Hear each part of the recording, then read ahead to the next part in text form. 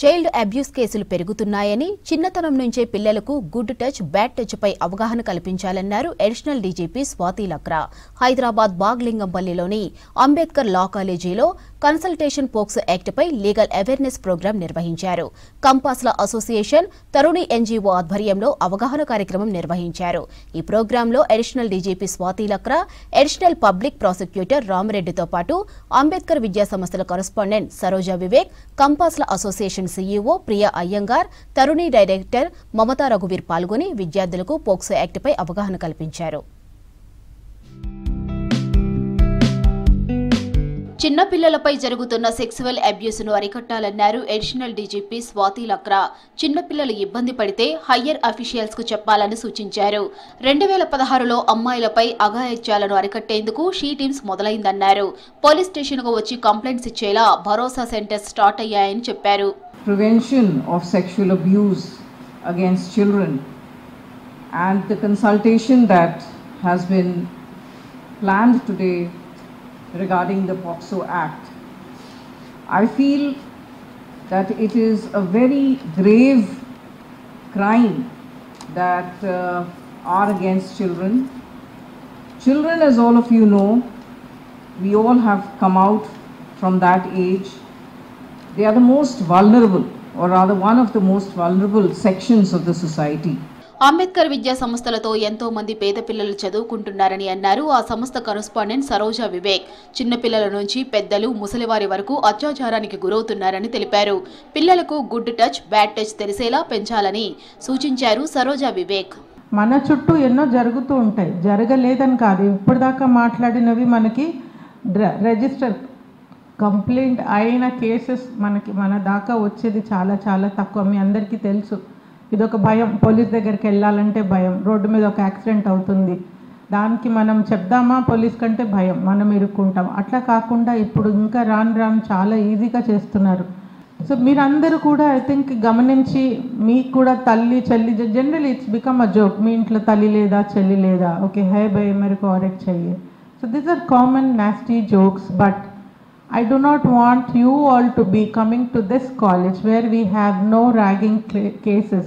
Zero FIR గురించి అందరూ తెలుసుకోవాలన్నారు additional public prosecutor Alluru Rama Reddy.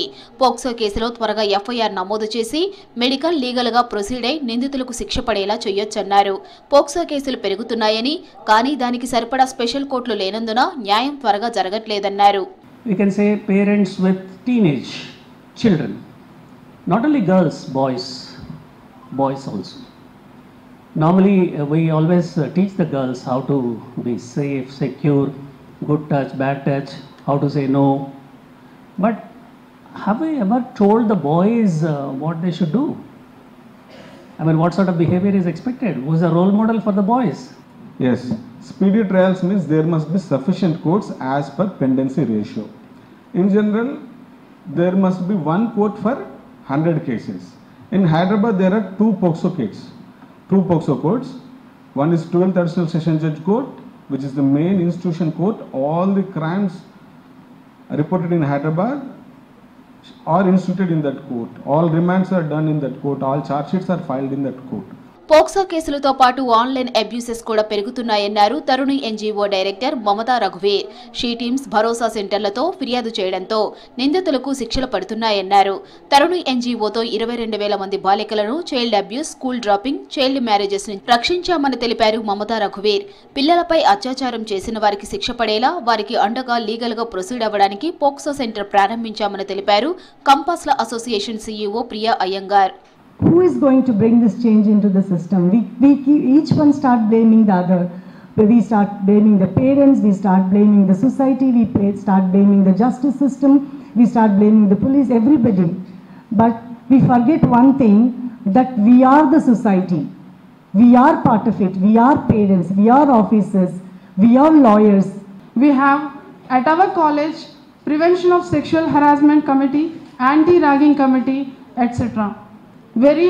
Working very vibrantly, and we have research and development wing at our college, fostering a culture of research and communication.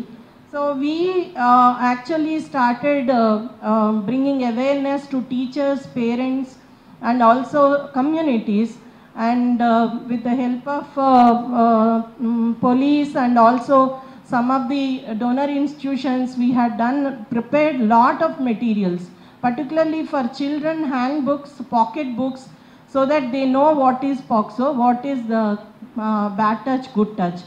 కంపాస్ల association Taruni ఆధ్వర్యంలో ఏర్పాటు చేసిన Snehadhara POCSO law సెంటర్ను వర్చువల్గా ప్రారంభించారు additional DGP Swati Lakra, Saroja Vivek. అనంతరం బ్రోచెస్ లాంచ్ చేశారు.